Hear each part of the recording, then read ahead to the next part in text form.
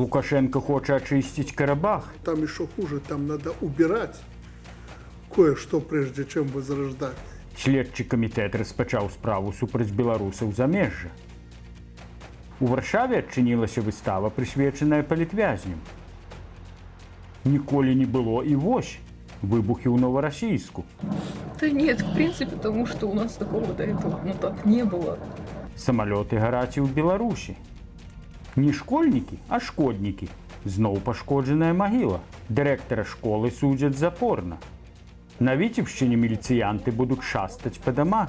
Особое внимание будет уделено безработным, которые злоупотребляют алкоголем, состоят на учетах в милиции. Пачасціліся выпадкі свядомага ўжывання мухамораў. Вітаем вас, сябры! У нас чарговы выпуск навін. Пра некаторыя цікавыя падзеі ўжо зараз. Паехалі! Пакуль Пуцін паляцеў у Кітай, на паклон кітайскаму кіраўніку, Александр Лукашенко адправіўся з візітам у Азербайджан да свайго сябра Ільхама Аліева.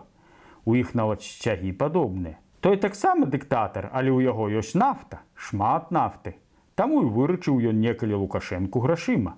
Лукашенко гэта не забыўся і зараз паабяцаў Аліеву сваю дапамогу. Азербайджан очень многого добился за последние годы и прежде всего решая свою главную проблему возврата земель, которые долгое время просто в пустыню превращались.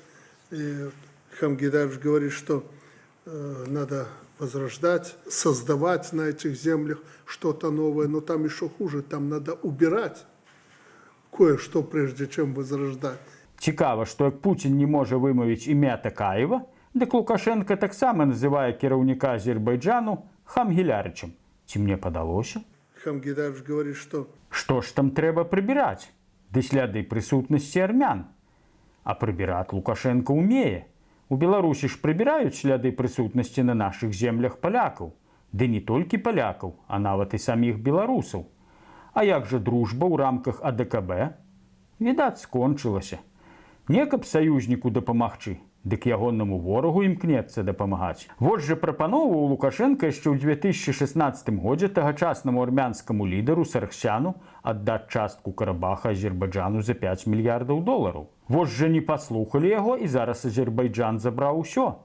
А Лукашенко будзе яшчэ армянскія сляды чысціць. І яшчэ адну праблему агучыў Лукашенко. Праблему вяртання людзей. Тяжелейший период, когда нам надо будет возвращать людей. И вы очень правильно взяли курс на то, что мало людей вернуть, их надо поселить в хорошие, комфортабельные дома. Это он про вяртанне азербайджанцаў у Карабах. Але Лукашенко хоча вярнуць і сваіх людзей, толькі пасяліць іх хоча далёка не ў камфортабельныя дамы.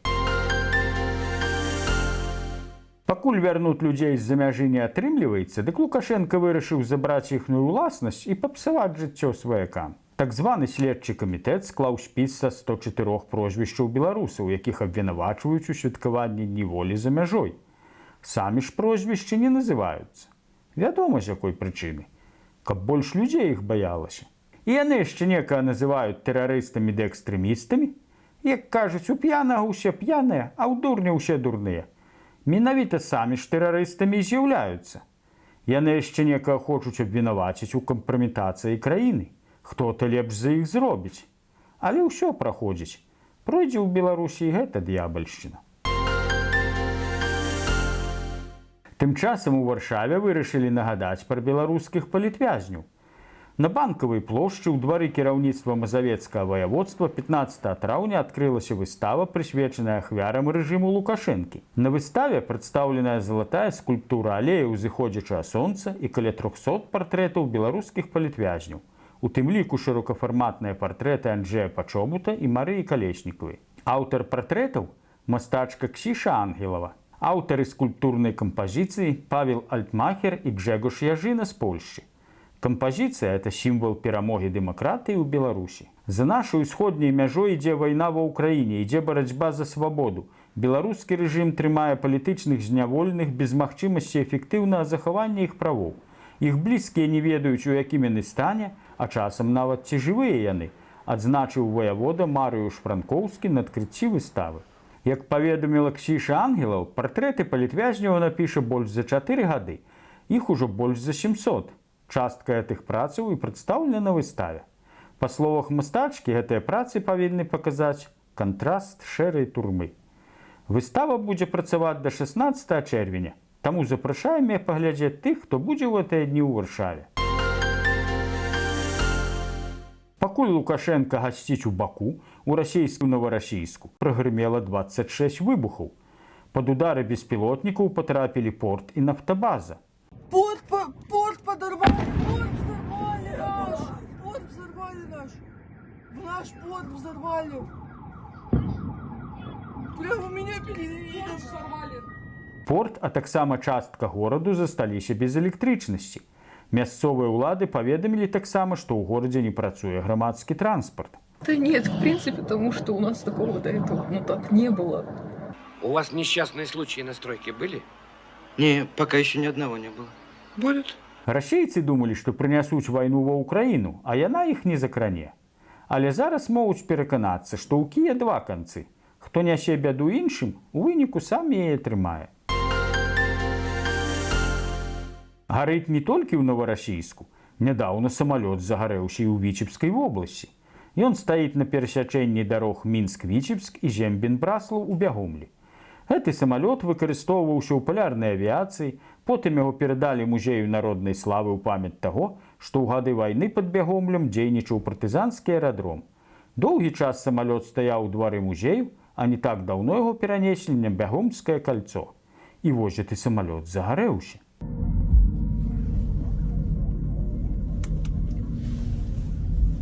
Аказалася, што яго падбілі не нейкія там ворагі, а дзеці, якія гуляючы, падпалілі смецце ўнутры самалёта. Вось жа гэтыя дзеці. То самалёт падпаляць, то на могілках шкоды наробяць.